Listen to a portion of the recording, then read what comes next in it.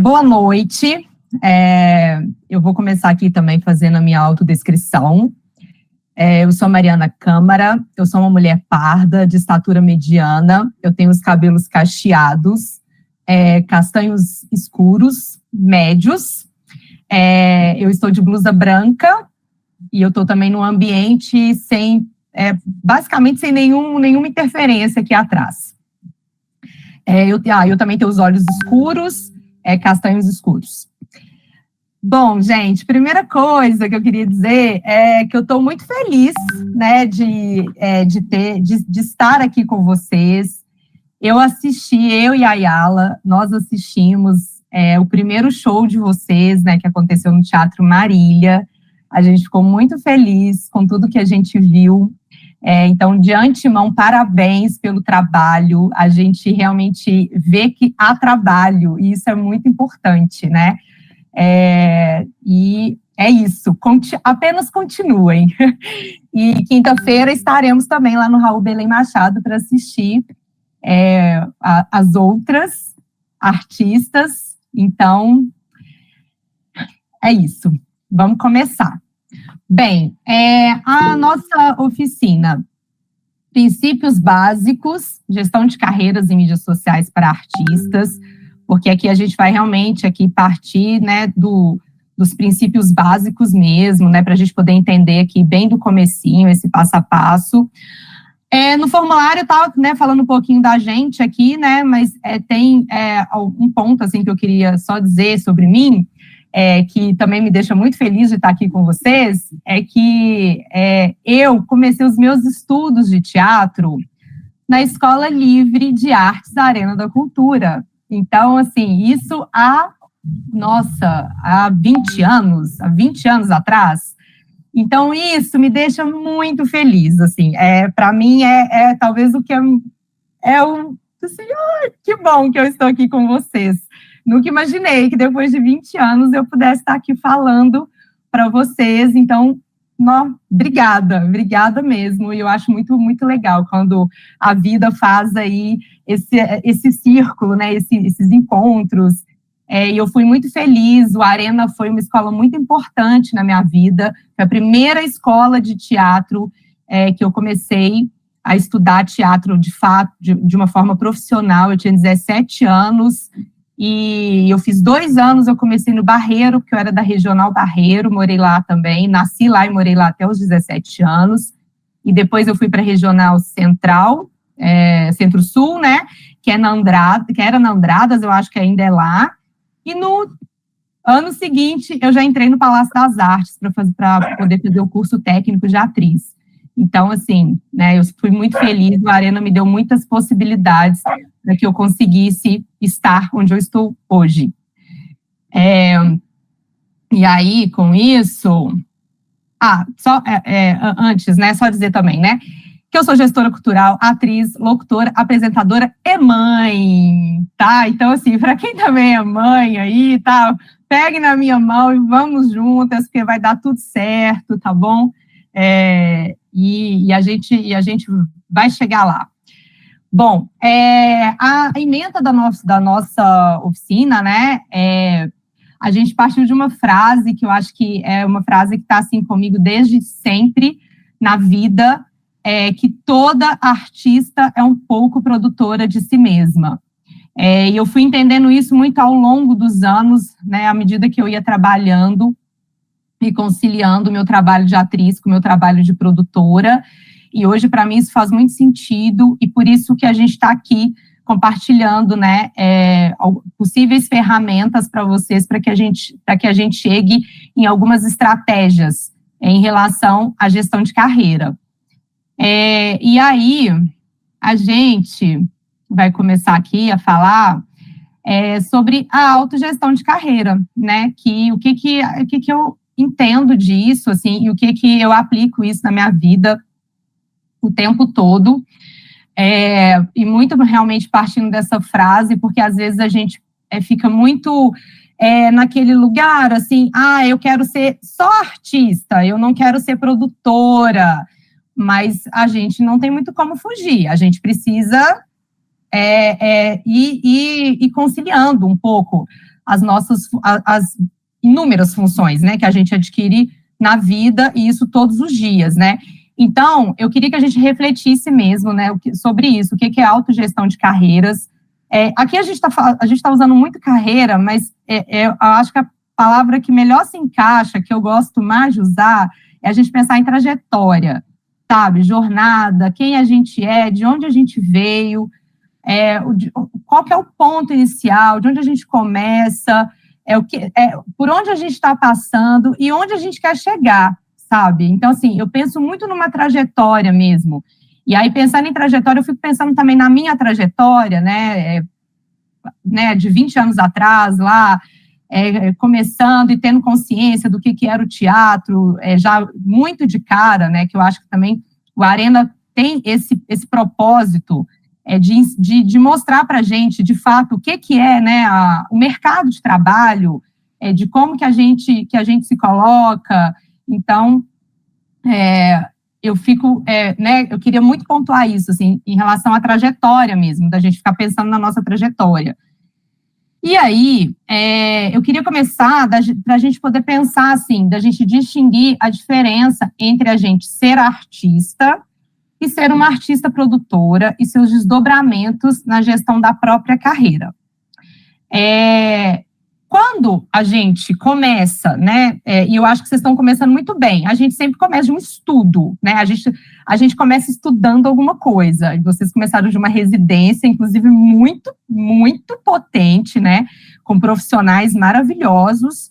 Então, a gente começa de um ponto e a gente precisa, né, ir mantendo ali as outras frentes de trabalho que a gente tem. E eu pesquisei todas vocês, né, que tinham rede social, eu entrei no perfil de todas vocês no Instagram, e eu vi que todas fazem outras coisas. E que bom que vocês fazem, né? Eu defendo muito isso, tá? Que a gente vai adquirindo e vai construindo habilidades aí, ao longo da vida. E a gente não tem que ir deixando elas. Eu acredito muito na soma, no que a gente vai somando, porque tudo contribui muito para que a gente se torne o artista que a gente é. E o artista que a gente ele engloba tudo da nossa vida, né? Porque a gente não consegue separar vida, carreira e vida, sabe? Nem sempre, ou quase nunca. Então, eu acho muito importante que a gente pense nas frentes de trabalho que a gente tem e que a gente honre todas elas, tá? A gente acha que não faz muito sentido. Em algum momento da vida a gente fala, poxa vida, eu tô aqui, eu queria só cantar, sabe? Eu não queria estar aqui nesse trabalho que eu tô, ele não tá fazendo muito sentido para mim, mas vai ter um momento, outro momento, que não é esse que você tá ali, né, pensando a respeito disso, que esse trabalho vai fazer sentido, por incrível que pareça, e é sutil, muito sutil. Então, a primeira coisa que eu queria realmente falar isso para vocês, assim, honre todas as funções que vocês exercem na vida. Não esconda, sabe? Eu sou cantora, mas eu trabalho, sei lá, num lugar X. Não esconde o lugar X que você trabalha, não, sabe? Fala que você trabalha naquele lugar também, e que você é cantora, e repita isso para você várias vezes, porque eu acho que é isso que vai fazendo também com que a gente comece a acreditar nas potencialidades que a gente tem. E aí, eu queria também falar um pouco, assim, sobre gestão, né? Gestão é estratégia, é tomar decisões, né? Assim, em linhas gerais. Então, quando a gente começa a ter a gente começa a se empoderar, né? Ter uma noção da nossa própria autogestão de carreira, a gente vai tendo força, vai tendo segurança para tomar as decisões, para fazer as estratégias que a gente quer fazer do nosso trabalho. E aí vai ter momentos da vida que você vai ser mais cantora, vai ter momentos que você vai ser menos cantora, e isso não é um problema, porque você está tomando decisões, você está criando estratégias para você, E aí a gente vai desenvolver um pouco mais isso que eu estou falando aqui, à medida que a gente for caminhando, e vocês vão entender por que eu estou falando disso, de estratégia, tá? Vamos aqui para o próximo. Ah, não, mentira. Eu ainda quero falar mais uma coisinha que está aqui nesse slide.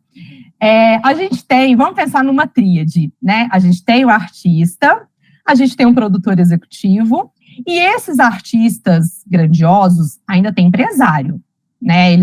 Que o empresário ele é diferente do produtor, tá? Neste momento, eu não vou entrar no detalhe assim do empresário. Eu acho que ele é um próximo passo, tá? Mas eu quero falar do produtor. Então, eu quero falar do artista e eu quero falar do produtor. Quando a gente está, né, trabalhando, a gente quer muito ter um produtor. A gente não quer produzir, né? Eu quero ter um produtor, quero ter uma produtora, eu quero alguém que vai pegar todas as minhas coisas e vai mandar meu material pro programador, vai escrever num edital. Eu só quero uma pessoa, assim, para poder me produzir. Ok, a gente pode ter essa pessoa, desde que a gente tenha dinheiro para poder pagar um produtor, pagar um salário. E a gente não consegue fazer isso, né? Não é a realidade de quase nenhum artista brasileiro. Vocês há de concordar comigo. Então, por isso que eu acho e defendo que a gente precisa ter noção de produção.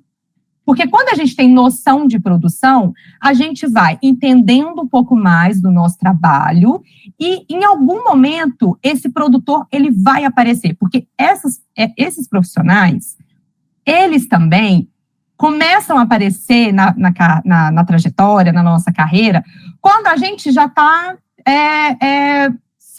tendo mais visibilidade, né? É muito difícil uma pessoa começar lá do começo, né, com você, pegar na sua mão e falar assim, vamos junto. Se aparecer uma pessoa e fizer isso com você agora, cara, pega na mão dessa pessoa e vai mesmo, tá? Porque é muito raro, isso é muito raro de acontecer. E quando acontece, é maravilhoso. São aquelas parcerias que a gente fala, poxa vida, que bom que isso rolou. Mas não é uma coisa que acontece sempre. Então, eu acho importante a gente ter a noção, porque quando essas pessoas aparecem, a gente tem noção do que é de fato o trabalho delas, de alguma forma, e a gente, inclusive, pode cobrar, né? A gente não vai ficar na mão dessas pessoas, porque acontece muito que a gente entrega a nossa carreira na mão de pessoas, e essas pessoas fazem o que quer com elas, e a gente se frustra lá na frente, a gente se cobra, a gente fica triste, porque, por que eu deixei a pessoa fazer isso comigo? Porque eu também não tinha noção, né? Eu não estava entendendo ali o que a pessoa estava fazendo de alguma forma. E isso tudo que eu estou dizendo, não é que você tem que saber fazer produção. Você não tem que saber fazer uma planilha. Não, mas você precisa ter noção de como que essas coisas se dão. E aí, eu vou aqui passar para o próximo, que aí a gente vai partir de...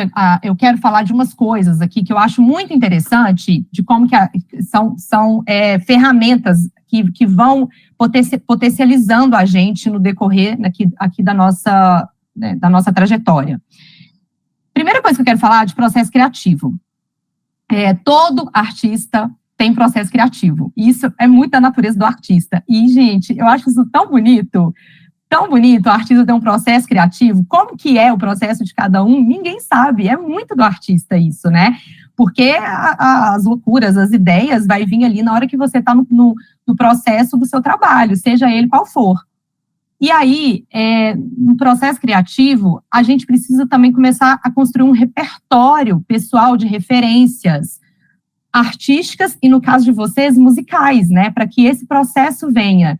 E aí, eu já coloquei aqui o Emicida com o documentário Amarelo, que eu amo esse documentário dele, porque e eu quis trazer ele para vocês, né? Quem não viu, veja. Eu acho que é uma inspiração esse documentário. Ele tem 2 pontos que eu acho muito legal. Primeiro, é a perspectiva histórica que o Emicida coloca nesse documentário.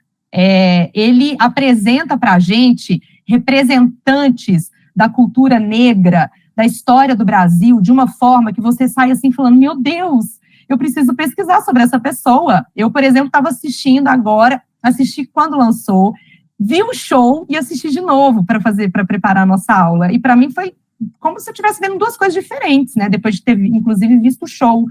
E aí ele falou da Lélia Gonzalez, eu nem lembrava que ele falava dela quando eu vi da outra vez, e eu falei, gente, tá tendo uma exposição dela, eu preciso ir lá ver. Então, assim, olha como que isso já foi um trampolim, né? Porque você vê uma coisa, aí você vai, busca outra, e isso vai alimentando ali o seu processo criativo. E aí uma outra coisa que o Emicida fala nesse documentário, que eu também acho muito legal enquanto processo criativo, é que ele, enquanto ele estava gestando o disco amarelo, ele também estava gestando uma horta. Gente, olha que analogia maravilhosa essa do Emicida, né? E aí, ele foi... Ai, peraí, eu acho que eu pulei um. Não, é isso mesmo. Ele foi gestar essa horta dele para que ele pudesse respeitar o tempo, sabe? O tempo do processo mesmo, para que ele também não acelerasse o processo criativo dele. Olha que sacada, assim, você vai para uma coisa que não é nada óbvia, né? Você vai fazer uma horta para poder gestar um disco. Olha que coisa linda, né? E aí ele fala sobre plantar, sobre regar e sobre colher. E eu acho isso, assim, de uma beleza, porque na vida da gente, isso, a gente planta, a gente rega e a gente colhe. E a gente colhe, viu? E isso que é o mais legal, assim. Só que a gente precisa ter paciência para que isso aconteça. E a gente está vivendo num mundo muito, muito acelerado também, né? Então, às vezes é importante a gente voltar um pouco, sabe? Para esses processos mesmos, né? Que a natureza, por exemplo, nos dá, né? O tempo todo e a gente vai deixando passar. E aí, uma outra coisa sobre o processo criativo também, que eu queria também falar aqui com vocês, é da importância da gente registrar os processos criativos. E registrar mesmo. Cada um também, cada artista, vai saber como registrar o seu processo. O que é, para ele, esse registro, né? Tem gente que está compondo uma música e aí vai fazer os rascunhos daquela música, e aí vão ser muitos papéis. Tem gente que vai estar, não sei, escrevendo um livro, mas ao mesmo tempo que está escrevendo um livro, está pintando um quadro, sabe, a respeito daquele livro, e aquilo ali também vai ser o material. E por que eu estou falando isso, da importância de registrar os processos criativos? Seja como for esse registro. Porque existe uma ciência que estuda a gênese da obra de arte, a origem de uma obra de arte. Olha que bonito. A gente acha que não tem cientista interessado em estudar o que a gente cria ali enquanto nosso processo criativo, mas tem. Tem gente que estuda e eles eles são chamados de críticos genéticos. E a ciência é a crítica genética. Então, esses críticos genéticos, ele vai estudar o processo de uma obra de arte a partir dos materiais que você usou no seu processo criativo. Então, se você está compondo uma música e está fazendo desenhos, né? Estou desenhando ali, vai guardando isso. Um dia uma pessoa pode simplesmente falar, cara, como é que você chegou nessa música? Você tem material disso, do seu processo criativo, de como que você chegou nessa música? Você, tenho. E a pessoa pega aquele material e ela vai estudar aquilo através do olhar dela, né? Ela vai fazer a pesquisa dela em cima do seu material, que aí já é um outro olhar, não é o seu olhar, é um segundo olhar.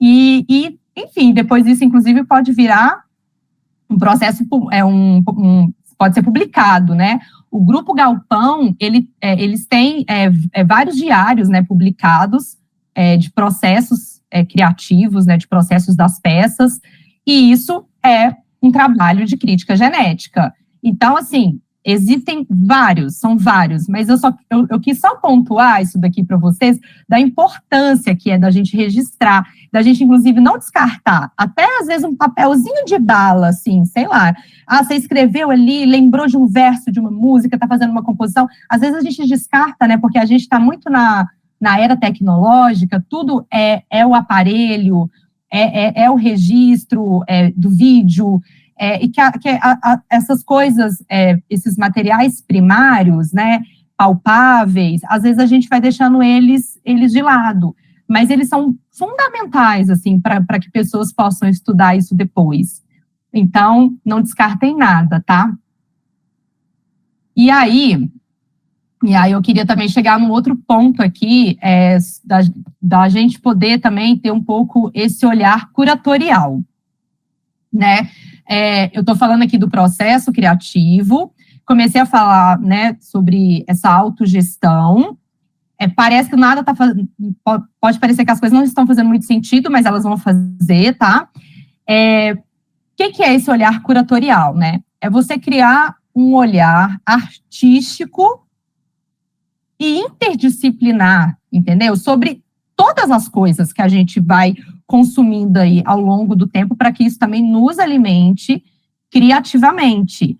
E aí, quando eu falo desse olhar curatorial e interdisciplinar, eu estou falando da gente poder acessar, consumir, né, exposições, cinema. Eu sou muito consumidora da arte brasileira. Então, assim, eu sou uma péssima referência para falar comigo, você viu o filme que está no Oscar? Não sei. Assim, eu tenho muita dificuldade com filme, com cinema estrangeiro, porque eu acho que a gente produz tanta coisa legal aqui no Brasil, assim, e eu sou tão curiosa, eu quero saber tanto quem que está fazendo o quê, que eu acabo consumindo muito filme brasileiro e séries brasileiras, documentários brasileiros também.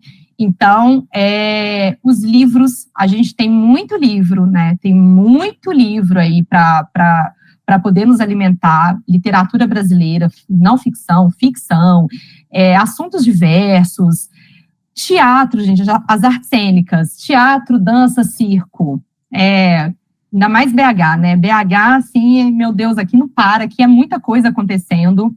Os podcasts também, eu acho que tem muito podcast legal, mas muito mesmo. E um, assim, que eu amo, que toda vez que eu escuto uma entrevista, eu falo, gente, eu não conhecia essa pessoa. É o Mano a Mano. O Mano Brown, ele tem, assim, uma facilidade de comunicar com aquelas pessoas que estão ali, e ele traz pessoas tão fora do óbvio, e isso é tão legal, assim, porque a gente vai conhecendo, né, essas figuras, essas pessoas. Então, eu adoro consumir podcast. Inclusive, hoje, apareceu um podcast para mim que eu nunca nem tinha visto, um podcast que chama Desenrola, eu acho, mas eu achei muito propício que apareceu, porque eu ainda não ouvi, porque não deu tempo. Mas, como a gente está falando disso o tempo todo, né, eu estou o quê? Há 2 semanas consumindo, né, material aqui para a gente, o Instagram não é bobo, né? Aí ela vai falar disso depois, ele está aí mandando para a gente informações. E aí apareceu um podcast hoje que fala que as mulheres, o mercado da música, eu não vou lembrar o título, mas o mercado da música está sendo revolucionado pelas mulheres, uma coisa assim. E aí depois eu até compartilho aqui depois, mais ao final, eu mando o link do podcast. Mas eu achei, assim, maravilhoso. Eu falei, gente, eu ainda nem vi esse podcast, mas eu já tô achando ótimo, e é só com gente que eu não conheço. Então, isso vai alimentando o meu olhar curatorial. Manifestações culturais, religiosas, né? Nossa, não preciso nem de dizer o tanto que é importante a gente estar consumindo. Os saberes ancestrais, a gastronomia, tem tanta coisa legal, assim, em relação à comida mesmo, né? A comida, ela é sensorial, ela é afetiva, ela traz memória, e eu acho que a gente, enquanto artista, a gente cria muito, né, em cima desses pontos, dessas linguagens. E a moda? A moda também é importante, porque nós somos artistas e as pessoas estão nos vendo, né? Então, a gente também precisa entender, assim, qual é o figurino, sabe, que eu vou colocar aqui, o que eu quero comunicar com isso que eu tô, com esse figurino que eu tô me apresentando. E aí, tem um livro que a gente também colocou no material, que chama A Era da Curadoria, O que Importa é Saber o que Importa, que é um bate-papo entre o Mário Sérgio Cortella e o Gilberto de Menstein, e que eu acho muito bom também, porque eles falam, eu vou ler aqui só a sinopse do livro, porque eles vão falar melhor do que eu. O acesso cada vez maior à tecnologia permite hoje que informações de toda sorte cheguem até nós nos dias mais diferentes, das mais diferentes formas. No momento em que todos podemos ser, ao mesmo tempo, leitores e autores, surge a necessidade de saber selecionar no meio do caos aquilo que de fato tem relevância e credibilidade. Afinal, a gente vai prestar atenção em quê? O que realmente importa? E aí, eles debatem nesse livro a ideia de curadoria do conhecimento. A gente faz curadoria o tempo inteiro da nossa vida. No Instagram, você faz uma curadoria das fotos que você quer colocar no seu perfil. Possivelmente, vocês fizeram curadoria do que vocês iam assistir ontem na virada cultural, né? Porque a gente tinha mais de 300 coisas acontecendo, 300 programações. Então, você faz uma curadoria. Você faz uma curadoria do material que você vai mandar para um programador, entendeu? Você não vai mandar todas as fotos que você tem, você vai ter que mandar algumas. E você vai fazer uma curadoria. O supermercado, ele faz uma curadoria do que você vai querer consumir do supermercado. Então, assim, já tô tirando aqui do nosso âmbito para falar de outro. O supermercado, ele faz uma curadoria também. Olha, ele te apresenta ali aquele produto ali na prateleira e você fala, eu quero esse produto, mas será que você queria mesmo? Porque tá todo mundo o tempo todo fazendo uma curadoria. E se a gente está o tempo todo fazendo curadoria, se a gente está fazendo escolhas, se a gente está tomando decisões, como que a gente não vai aplicar isso no nosso trabalho? Não faz sentido, né? Então, esse livro dos dois, ele mudou muito o meu olhar, assim, até do que eu penso quando eu quero produzir um trabalho, ou até aqui, né, do que eu ia falar para vocês, eu tive que fazer uma curadoria, não dava para falar tudo, então eu também tive que fazer aqui um recorte, e aí, quem não quiser ler o livro, eu sempre acho que ler o livro é melhor, mas também tem, no material que a gente vai disponibilizar para vocês, tem um vídeo no YouTube do Cortella falando sobre o mesmo assunto no Café Filosófico, que é outro canal maravilhoso, que aí já fica como dica também para a vida, que é o Café Filosófico. E aí, eles falaram sobre a curadoria do conhecimento. E quando falo em conhecimento, eu não posso deixar de passar e não citar o Paulo Freire, maravilhoso, entendeu? Assim, que tem uma frase dele também que eu carrego para a vida, assim, cara, quando tá tudo meio ruim, assim, eu falo, cara, deixa eu dar uma lidinha aqui no Paulo Freire que vai me ajudar. Que é essa frase dele que é muito linda, que a educação não transforma o mundo, educação, ela muda as pessoas e as pessoas transformam o mundo. E por que eu estou falando isso? Porque toda vez que a gente adquire conhecimento, a gente só ganha. A gente não perde nada.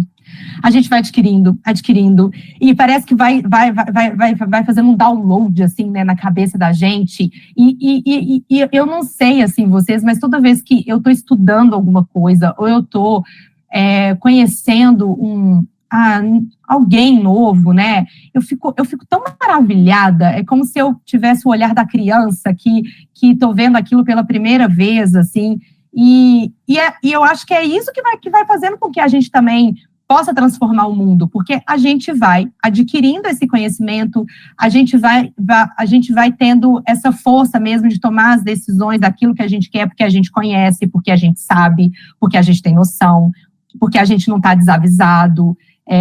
Então, isso tudo, porque a gente vai chegar aí, porque que eu estou falando que a gente é um pouco produtora de si mesma, tá? E aí aqui a gente eu vou falar um pouquinho das referências, né? A gente tem essa busca externa, que aí na área do marketing, eles têm um nome que chama benchmarking. E aí, o que é essa busca externa de referência? É quando você cria, né, uma lista de referências em termos de musicalidade, figurino, comunicação de artistas diversos, que não precisa ser só do seu gênero musical. E aí é muito interessante que você liste os artistas que são do mesmo nicho que o seu, entendeu? Ou que toquem nos mesmos eventos que você, ou que toquem em lugares que você também um dia quer tocar. né? Por que não? A gente tem que ter ambição, né? Porque a ambição também é foco. A gente fica, às vezes tem um pouco de medo, né? Ai, mas nossa, eu tô sendo ambiciosa, será? Não, gente, vamos ser sim, porque a ambição é foco e dá foco pra gente, e a gente também vai ali tentando o que a gente quer, no tempo que tem que ser, né? No tempo de gestar as coisas, sem ansiedade. E aí, tem alguns tópicos aqui dessa busca externa, né, que a gente pode pensar, né, para poder fazer essa análise em relação a esses artistas que você tem como referência, que é observar qual que é a comunicação que esse artista faz ou que ele tem, né, nas redes dele, qual que é a identidade visual, porque todo mundo vai ter que ter uma identidade visual em algum momento. Quando você vai se apresentar em algum lugar, você tem que criar alguma identidade visual para você ali, né, daquele material de divulgação, e que a gente vai falar também disso, né, eu imagino, no segundo bloco, listar os lugares em que esses artistas se apresentam, né, onde que esse artista está apresentando, porque, né, eu acho que esse artista tem muito a ver comigo, é nesse lugar aqui, então quer dizer que essa casa de espetáculos ou esse espaço cultural tá mais ou menos aqui alinhado com o gênero musical desse artista. E a gente vai falar um pouquinho disso também mais para frente, sobre essa linha curatorial dos espaços. E aí, eu acho que a gente também pode apontar, anotar para a gente, isso é um trabalho pessoal mesmo, tá? O que desse artista é um ponto forte e um ponto fraco para você? A gente que vai saber, né? Não é ninguém que vai nos dizer qual que é o ponto fraco e forte daquele artista. A gente sabe. E aí, tem uma coisa aqui que é talvez é o que eu acho uma das coisas mais importantes. Quando houver crédito dos profissionais que trabalham com algum desses artistas que você tem como referência, é muito importante que você anote quem são essas pessoas, porque você pode vir a precisar delas. Por isso que eu falei que eu adoro ver filme nacional, eu adoro ouvir podcast, e eu quero saber todas as pessoas que estão nos bastidores, porque, sei lá, em algum momento eu posso cruzar com essas pessoas, né? Ou por acaso, ou porque eu também procurei cruzar com elas. E ali, né? Cara, você tá vendo ali, olha, é essa pessoa aqui que produz essa artista, porque esses profissionais, como eles estão muito nos bastidores, a gente não vê, né, o tempo todo quem são essas pessoas. Então, você anota ali e fala, olha, essa pessoa aqui que produz esse artista, ok. Vai fazendo ali, né, no seu caderninho, ou aí no seu bloco de notas do celular, vai anotando quem são essas pessoas, porque uma hora elas podem cruzar o seu caminho. E aí é bom a gente estar atento. E aí, eu quero falar aqui também dessas referências dessa busca interna. Quando você está apresentando, né, fazendo um trabalho seu, independente de onde se é num bar, ou se é num teatro, ou se é num palco aberto, é importante você observar quem são essas pessoas que vão nas suas apresentações, né? Qual que é o perfil do seu público? Eu acho muito engraçado, porque eu sou programadora e produtora no Sesc Palladium, e eu vou falar disso um pouquinho também mais para frente. E às vezes eu estou lá, né, fechando a programação, e a gente pergunta, né, a gente tem um formulário que você pergunta para o produtor, né, artista, para o produtor artista, qual é o seu público-alvo? Todos. Todos? Todos é o que a gente quer que seja, né, gente? Mas a gente tem um público, a gente tem um perfil de público, entendeu? Assim, você tem mais ou menos um perfil ali, isso não é um problema de ser dito. Qual que é o seu perfil? O meu perfil é um público de 20 a 30 anos, que gosta do gênero musical que eu apresento, enfim, você tem um perfil, por isso que a gente tem que estudar qual que é o perfil do público que vai no nosso show. É claro que esse perfil pode variar, óbvio, mas a gente sabe qual que é o perfil, qual que é a porcentagem maior do perfil do nosso, do público, né, que nos assiste. E aí uma outra forma também aqui de você saber um pouco quem são essas pessoas pelas redes sociais, por exemplo, porque uma coisa é você estar nas suas apresentações, aí você está entendendo ali quem que é o perfil do seu público. Às vezes você está apresentando, você não vai conseguir ver, né, gente? Claro, porque a gente também, quando está apresentando, está preocupado com o nosso trabalho, com a nossa expressividade.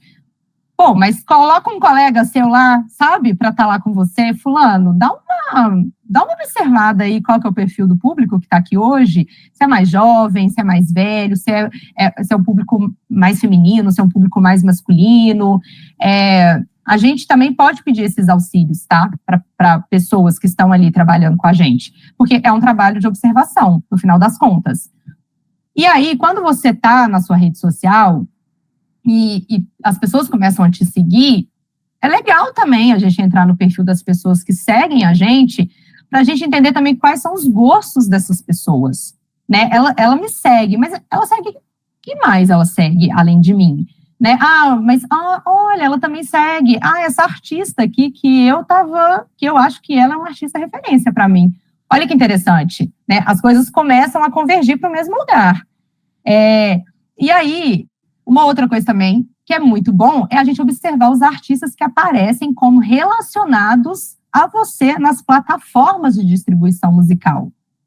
Eu, como não sou artista da música, né? Eu não sei como é quando você entra numa plataforma e como aquilo aparece para você. Mas eu que sou consumidora do Spotify, por exemplo, o Spotify me dá ali tudo que está relacionado ao que eu escuto, né? O Instagram faz isso, assim, lindamente, perfeitamente, ao ponto de colocar a gente numa bolha.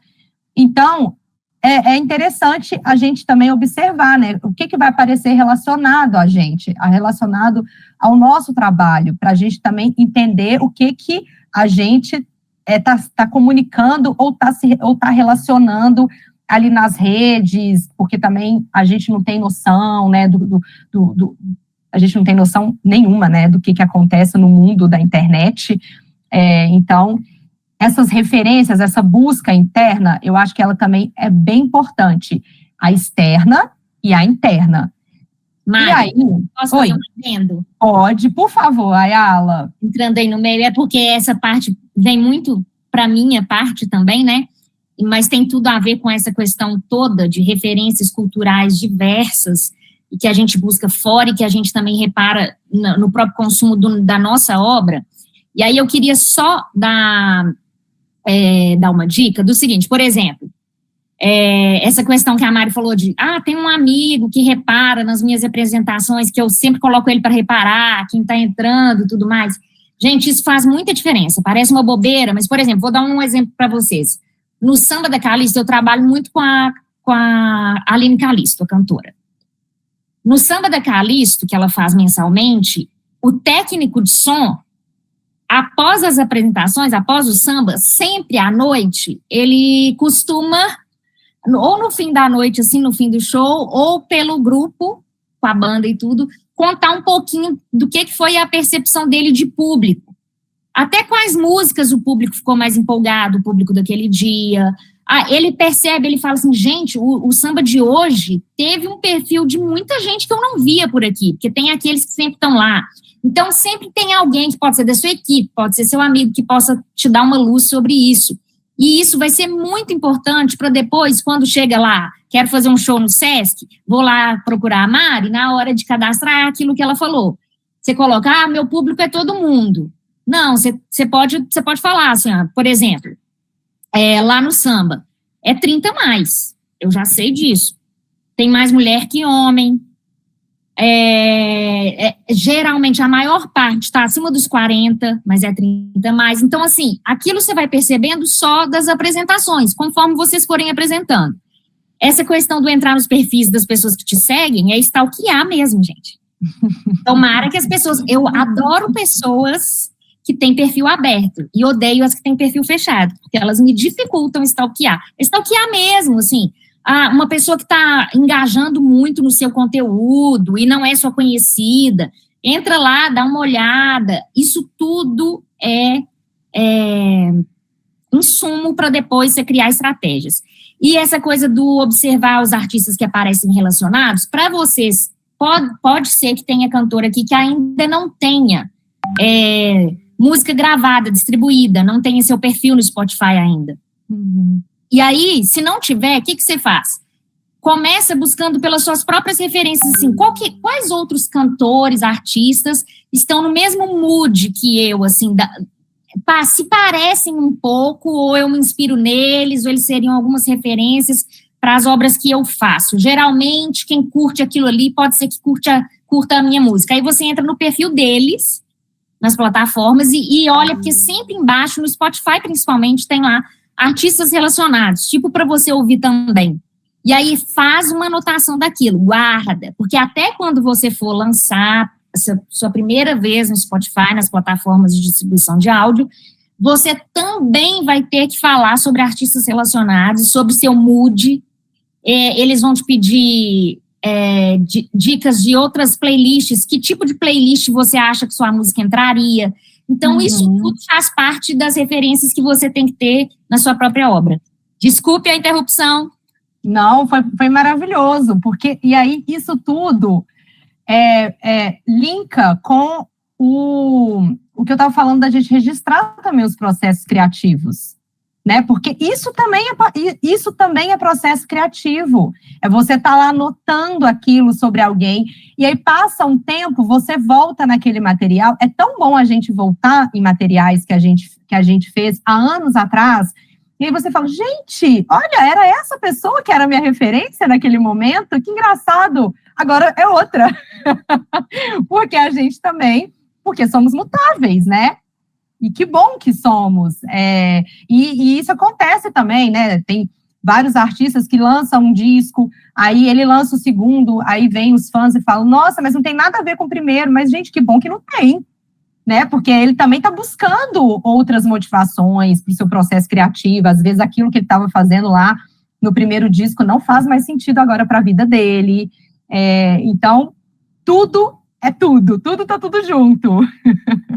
Obrigada, viu, Ayala? E aí, aí agora a gente chega aqui nas estratégias, né, de como que eu acho que é interessante a gente aplicar essas estratégias na nossa vida prática, enquanto artista produtora. Primeira coisa que eu acho que a gente deve fazer, e isso é sempre, o stalkear é um bom verbo, porque a gente stalkeia todo mundo quando a gente está querendo saber alguma informação, né? Então, vamos usar isso também para o nosso trabalho, tá? Né, como eu falei para vocês, eu programo e produzo no Sesc Palladium. Eu estou lá há 3 anos, e lá no Sesc, a gente tem algumas divisões desses programadores, não são por linguagem, são por espaço. Então, de uma certa forma, a gente tem que saber várias linguagens para a gente poder programar. Então, eu sempre programei o Grande Teatro, que é o Teatro de 1000 Lugares. E lá eu programo artes cênicas, que é teatro, dança e circo, música e literatura. Eu programo essas 3 linguagens.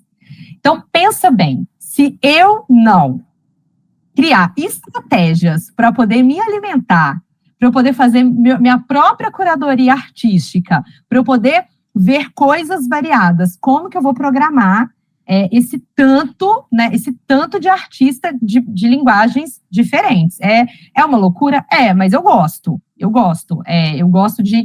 às vezes eu falo sobre as 3 linguagens em um dia, assim, com três pessoas diferentes. Eu estou falando sobre literatura, desliguei o telefone, estou falando com a pessoa da música, desliguei o telefone, estou falando com o pessoal do teatro, e acaba que com cada um também ali eu tenho que descobrir um pouquinho como conversar com cada um deles, porque também cada universo tem a sua particularidade.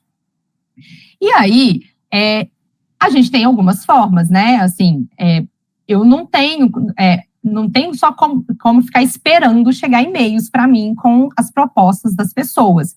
chega bastante, eu acho que 70% do que a gente faz hoje é o que vem, né? São e-mails que chegam e a gente vai analisando esse material, e que bom, falaremos disso também um pouquinho mais para frente.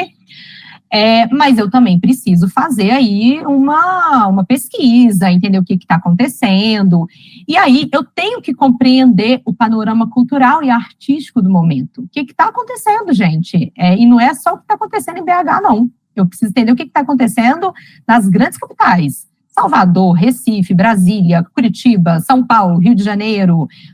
Dá para eu estar nesses lugares? Não. Não dá. E aí, a internet, ela ajuda a gente de uma forma maravilhosa, porque semanalmente eu faço um trabalho que é entrar em várias casas de espetáculos, e isso eu estou fazendo para tudo, para música, para literatura, para teatro, e eu vejo o que está acontecendo nesses lugares, o que está na programação. Olha, no Rio de Janeiro está tendo essas e essas peças, em São Paulo está tendo esses shows. Olha, mas esse show não veio ainda para BH. Ai, gente, mas esse artista aqui ele tá rodando tanto aqui nessa capital e a gente ainda não recebeu ele aqui. Então, isso é uma forma, isso são estratégias que eu tenho para eu poder também trazer alguma novidade para a programação do SESC. E isso vale também para a gente quando a gente é o artista, né? A gente também tem que compreender o panorama. O que está acontecendo no momento, né? Em BH está acontecendo muita coisa, né? Em vários espaços. Tem espaço que tem região que só acontece exposições, exposição interativa. Agora está acontecendo vários shows. O Tranquilo, por exemplo, né? Que é um bom exemplo até. Toda terça-feira tem o Tranquilo e eles lançam artistas pequenos, né, que estão ali ainda começando, eles dão esse espaço. Então, tem que estar frequentando, tem que estar lá, tem que ver e sentir qual que é o público, o que está acontecendo. E aí, com isso, quando a gente frequenta os espaços, a gente começa a ter uma noção de qual que é a linha curatorial daquele espaço.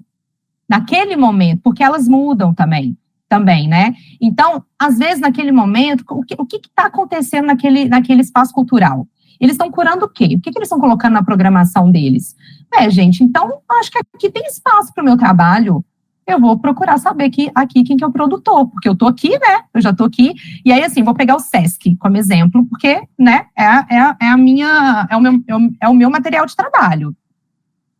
A gente tem o Grande Teatro, que é o que eu programo, de 1.000 lugares. Então, eu tenho que colocar eventos culturais numa perspectiva ali, numa expectativa de que eu tenha pelo menos 800 pessoas no teatro. Não é um trabalho fácil, é bem difícil, inclusive. A gente tem o teatro de bolso, que é o teatro pequeno, que cabem 80 pessoas, mais especificamente 79. Eu sempre arredondo para 80, meu sonho era ter uma poltrona a mais, mas são 79. E o teatro de bolso, ele tem algumas particularidades. Então, assim, o que a gente tem lá hoje? A gente tem um projeto que a gente realmente contrata, né? Eu vou falar também, daqui a pouquinho eu vou dar mais informações a respeito disso. Mas a gente tem um projeto que a gente contrata que chama Salve as Compositoras, ou Salve o Compositor, que é um projeto que a gente contrata compositoras para poder fazer um show mostrando as suas composições. Se vocês não conhecem esse projeto, é importante conhecer esse projeto. E no show de vocês, eu observei que tem 3 de vocês que compõem, né, que apresentaram as suas próprias composições. Então, a gente tem esse projeto lá. E aí a gente vai chegar nesse momento que eu vou falar, né, como que vocês mandam o material para esse projeto. A gente tem uma outra possibilidade, que aí é para qualquer uma, que vou falar em linhas gerais, mais populares, alugar o teatro, mas a gente usa a linguagem correta, é uma pauta de cessão onerosa. Eu já vou colocar a linguagem correta, porque vocês vão lidar com elas depois, tá? E é importante a gente também ir aí se habituando com a linguagem. Que é a pauta de cessão onerosa. Você vai entrar em contato com a gente, vai mandar o seu material, a gente vai, né, analisar, vai ver possibilidades, se tem data, se não tem, te oferecer essas datas, você vai analisar se você tem condições, olha, dá para eu fazer. O valor da pauta do teatro de bolso custa R$250 a taxa mínima, ou 11% prevalecendo o maior valor. Mas, normalmente, fica na taxa mínima, porque, né, você fazendo ali uma conta, se você coloca um ingresso muito caro, e se você não tem um público para pagar o valor desse ingresso, você talvez não vai ter a arrecadação que você acha que você vai ter para que você pague todos os cursos, inclusive a própria pauta. Só que aí, eu fico também pensando que, eu falei para vocês, que todo mundo tem várias frentes de trabalho, né?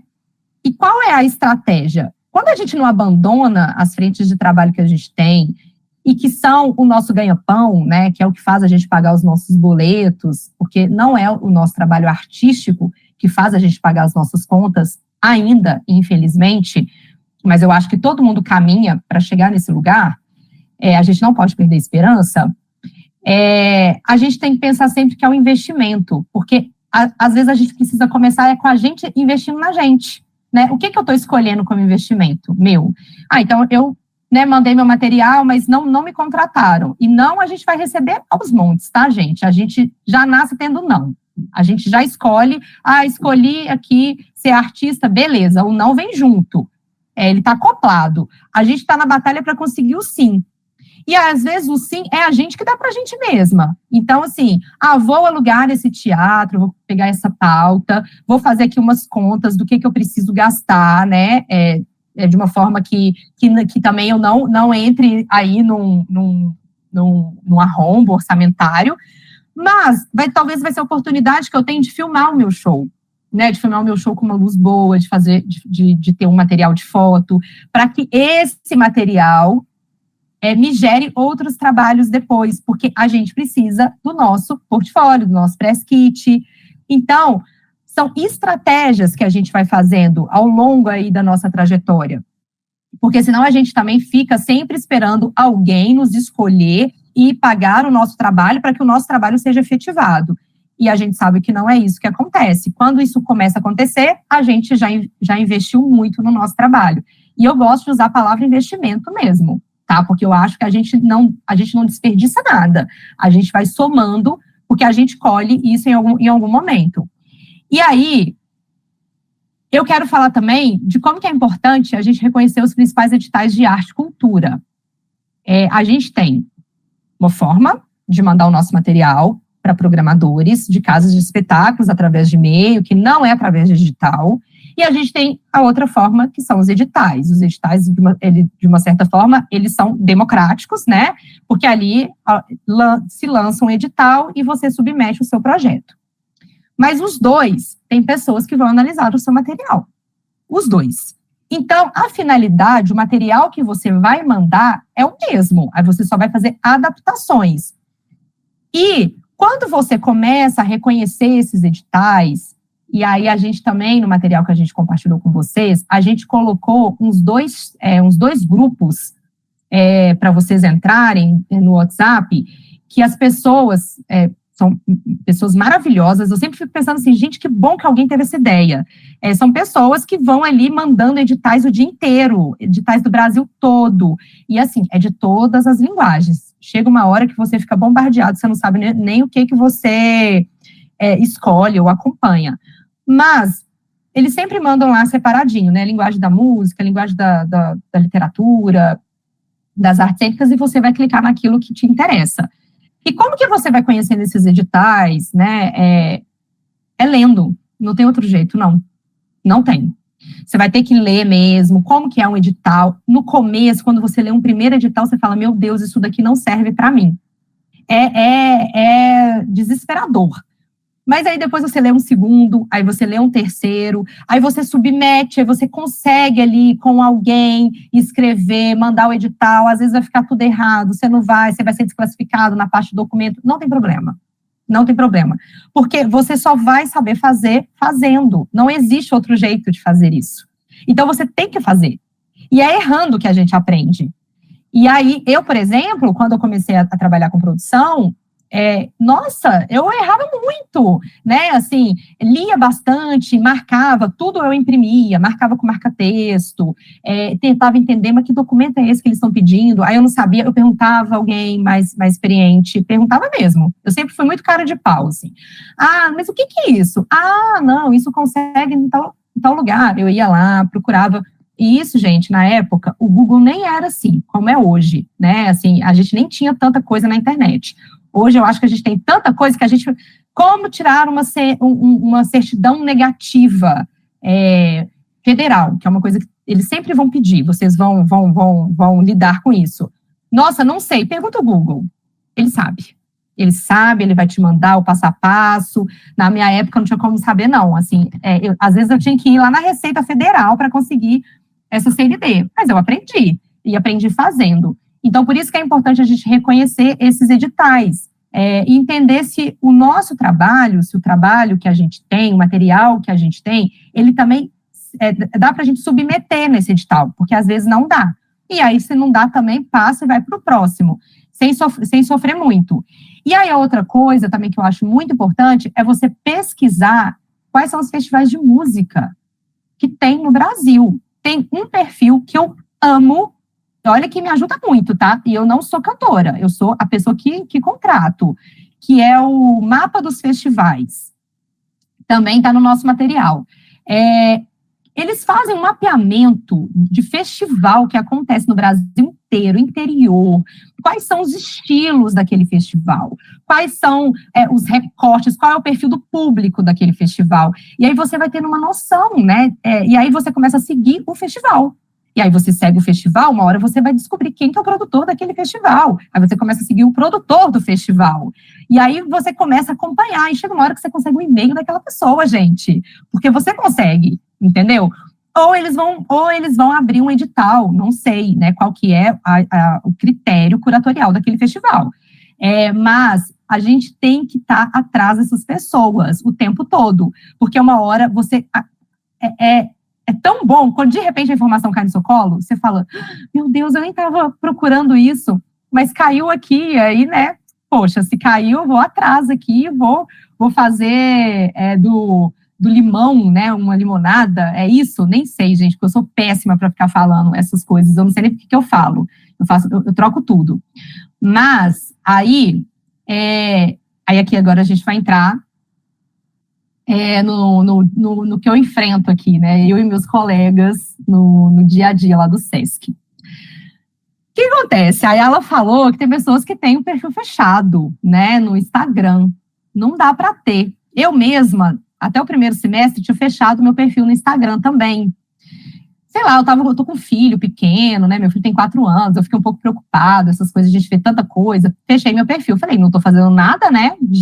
Como artista, vou fechar meu perfil. E aí, eu voltei a fazer uma peça de teatro recentemente, e o perfil estava fechado, e aí veio uma pessoa, um profissional lá do Culturadoria, que também é outro perfil maravilhoso para seguir, quem não segue, siga. E ele falou, tô tentando marcar você lá para poder divulgar sua peça, seu perfil está fechado. Aí eu, meu Deus, como assim está fechado? Que louca! Fui lá na hora e abri o perfil, né? Então, não dá para a gente ter o perfil fechado se a gente está trabalhando com isso. E aí, o que acontece? E isso não acontece com gente pequena, não, tá? Eu estou falando, assim, de gente muito grande, artistas muito renomados, que chega a ser inacreditável. Quero pegar um orçamento desse artista para um show dele. Aí, a primeira coisa que eu faço, eu primeiro procuro se o artista tem site. Né, normalmente esses artistas já têm site, lá tem o contato, né, o e-mail para pedir show, para pedir orçamento e tudo. O artista não tem site. Eu falo, poxa, não tem site, né? Então deixa eu ir lá no perfil do Instagram. Entro no perfil, gente, não tem contato nenhum na bio da pessoa. Mas é nada. Como que eu vou falar com essa pessoa, né? Com quem a representa? Eu não tenho nenhum contato dessa pessoa. Mas é zero contato. Aí eu gasto um tempo, mas assim, às vezes semanas, porque, né, precisamos pegar o orçamento daquela pessoa para conseguir um contato, pergunta para um, pergunta para outro, o outro não tenta. Gente, chega uma hora que você está exausto, que você fala assim, gente, mas custava botar pelo menos um e-mail na bio? A bio é a primeira informação que você tem do artista. E aí, isso serve muito para a gente, entendeu? Assim, a gente tem que ter um contato na nossa bio, preferencialmente um e-mail. Às vezes você não quer colocar um telefone. Eu também não colocaria, né? Porque telefone, enfim, WhatsApp, as pessoas perdem um pouco a noção. Mas o e-mail, gente, é maravilhoso. O e-mail ali, você manda um e-mail, explica tudo por e-mail, o que você quer da pessoa, a pessoa te responde, você não cria ansiedade, ninguém não cria ansiedade porque visualizou o e-mail, você vai ali no tempo de cada um para poder estabelecer aquilo. Então, não deixem o perfil de vocês sem um contato. Isso é por vocês, assim, porque vocês acham que as pessoas não estão procurando vocês, elas estão, e elas querem um contato de vocês. Então, essa é a primeira coisa que eu quero, né, deixar muito claro. A gente até colocou aqui um símbolozinho para baixo, porque é muito ruim mesmo. E aí, aqui, eu coloquei também no slide o Roberson Domingues, ele que é o nosso programador responsável pelo projeto Salve as Compositoras. Como vocês também receberam esse material, lá também vai ter o e-mail deles, esse mesmo material aqui, né, para vocês copiarem. Podem mandar, eles já estão sabendo, eu já falei, né, eu já fiz aí um trabalho antes com os meus colegas, falando um pouco de vocês. E o Alexandre Vasconcelos é o programador que recebe propostas para pauta. E vocês também podem mandar o material de vocês para eles. Eu coloquei o meu e-mail do SESC também, apesar de eu programar o teatro grande, mas eu programo literatura, né, eu programo artes cênicas, então, e às vezes são projetos especiais, então é bom também, né, vocês terem o meu e-mail lá do SESC, enfim, se quiser mandar para eles, me colocando em cópia, acho ótimo, porque aí, né, a gente faz reuniões periódicas também, e aí eu vou falar, nossa, é isso, eu vi o trabalho dela, eu sei como é, então isso é bom, assim, podem me colocar em cópia também, não tem problema nenhum. E aí, a gente chega aqui no ponto, né, que vocês devem estar se perguntando, mas qual material, né, que a gente vai mandar para vocês? E a gente vai falar disso, que é você identificar, né, esse material, né, e foi o que eu falei aqui, pensar essas estratégias de como aplicar eles em editais ou envios dos programadores. E o que a gente vai precisar? O que a gente precisa sempre nesse meio? Uma mini bio. Eu acho que vocês fizeram isso também em algum momento na hora de escrever aqui o formulário. A gente pediu para vocês também já fazerem uma mini bio para usar isso já como um exercício. A mini bio é a gente falar da gente, as coisas principais que a gente quer que aquela pessoa saiba. E às vezes a gente adapta a nossa mini bio também para quem a gente está mandando, né? A gente muda, a gente coloca uma coisa que é mais importante para aquela pessoa saber, ou outra.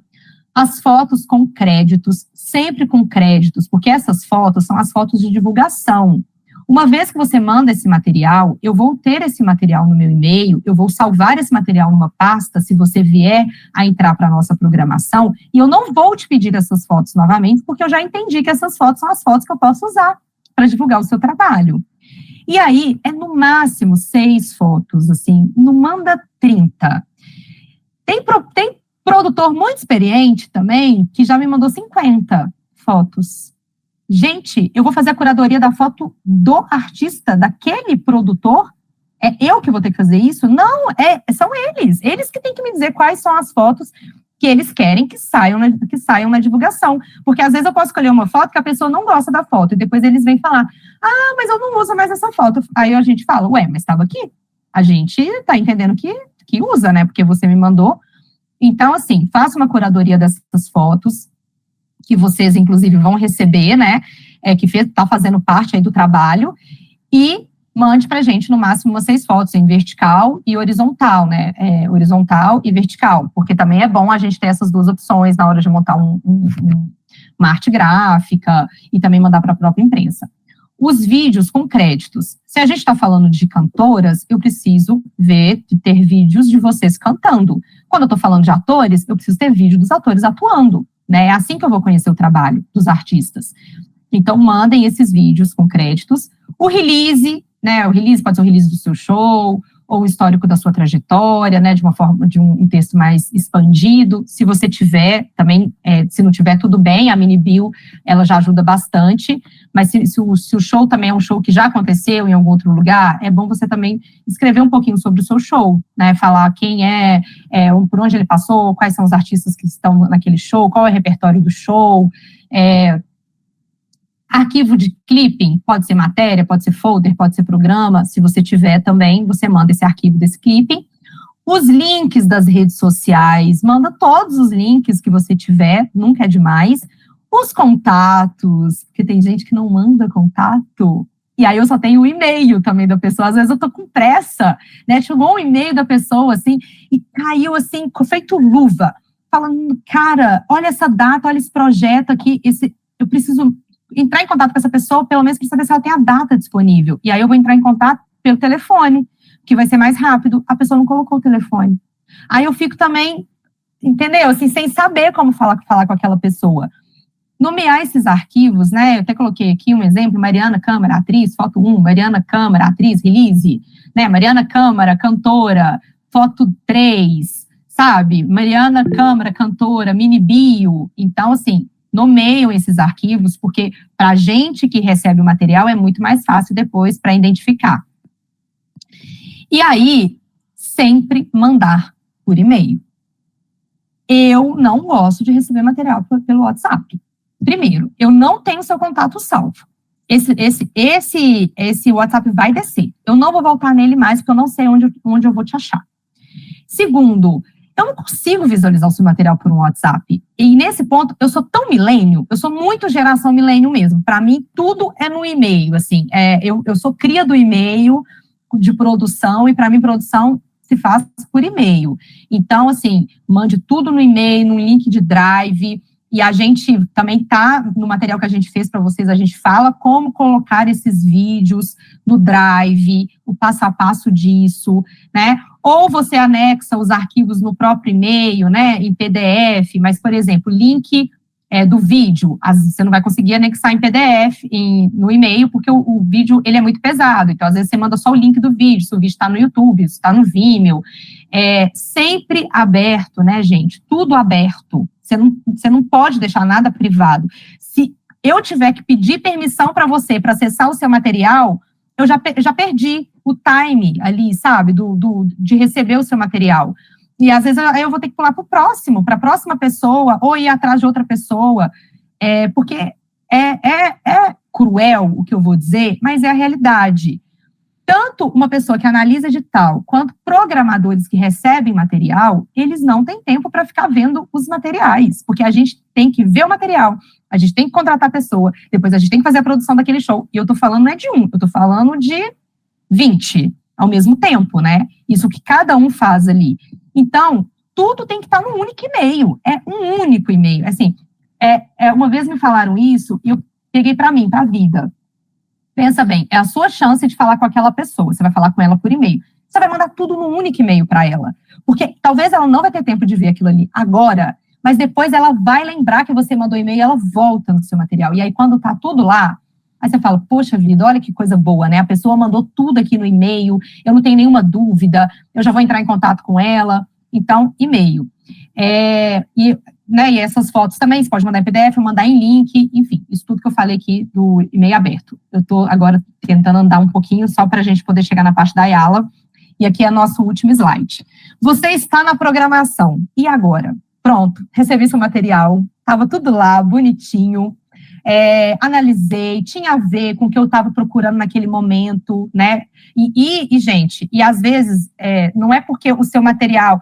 Nossa, será que eu mandei meu material não é bom, sabe? O que eu faço não é interessante. Não é isso. Não se trata disso. Se trata de oportunidades. Às vezes, naquele momento, eu estou fazendo uma programação que eu preciso de uma coisa muito específica. E, às vezes,